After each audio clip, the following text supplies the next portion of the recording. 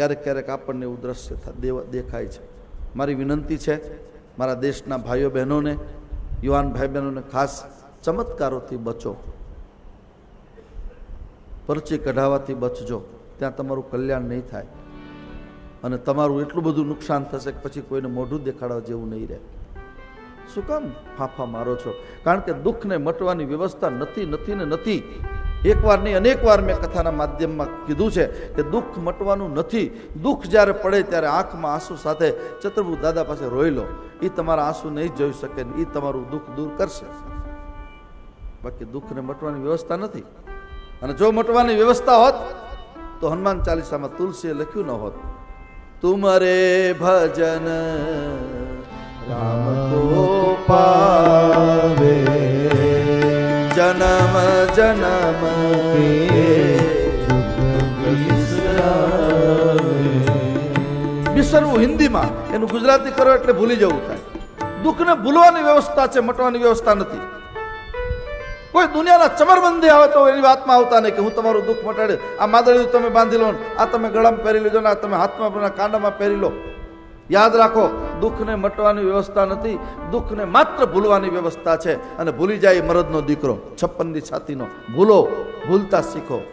કારણ કે કર્મન્ય વાધિકાર હસ્તે માં ફલેસુ કદાચનમ. આપણા કર્મનો હિસાબ બહુનામ જન્મનામ અંતે.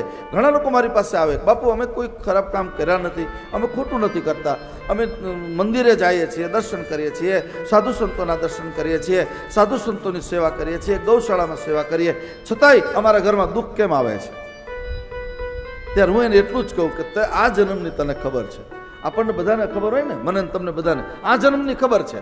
આપણે 2-5 વર્ષના હોય ત્યાંથી જ આપણને યાદ હોય, માના ખોળામાં હોય આપણને યાદ ન હોય, નાના રમતા રમતા આપણે કીડી મકોડા માર્યા હોય એ આપણને યાદ ન હોય, પણ પછી તો આપણને યાદ હોય ને પહેલા ધોરણમાં આવ્યા પછીનું. યાદ રાખો, હું હંમેશા કહ્યા કરું કે ગયા જન્મમાં તમે સાસણગીરમાં સિંહના રૂપમાં કે સિંહણના રૂપમાં હતા અને ત્યાં તમે કેટલી ગાયો અને ભેંસોને, અબોલ પશુઓનું મારણ કરી અને તમે તમારા માંસ પક્ષી હતા અને તમારું પેટ ભરતા હતા. એ વખતે તમારામાં જ્ઞાનતંતુ એટલે યાદ, તમારું મગજ નહોતું એવું પ્રકારનું તમારું, એટલે તમને દંડ નથી કર્યો. યુવાન ભાઈ બહેનો, વડીલો, આપ સૌને વિનંતી કરું, 84 લાખ યોનિમાં જન્મતા એ આપણે બધા માંડ 84 લાખ જન્મ થાય.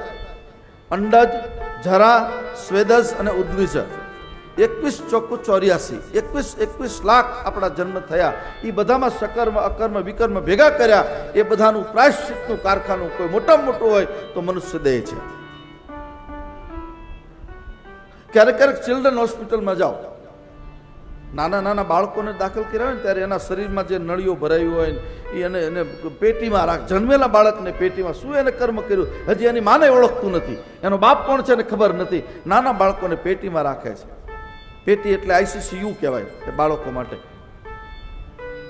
સમજો કયું કર્મ કર્યું હતું. એ કર્મ કયું હતું? પૂર્વજન્મનું કર્મ હતું.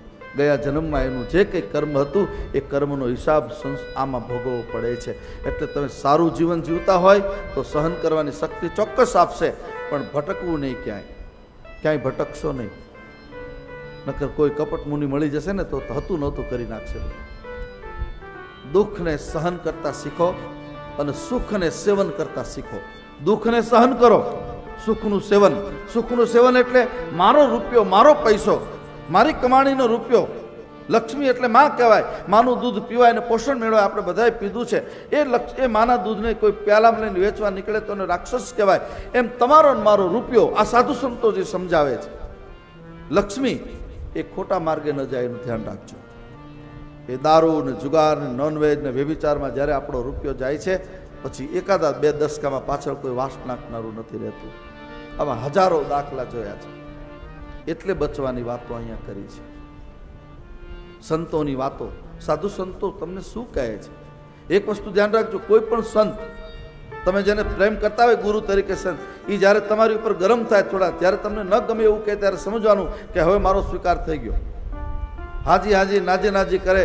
તમને જ્યારે કોઈ એમ કે હવે તું મારો થઈ ગયો, એકવાર તમારો સ્વીકાર થઈ ગયો પછી દુનિયામાં તાકાત નથી તમારો કોઈ વાળ વાંકો કરી શકે. પણ એના માટે જન્મો જતા રહે છે.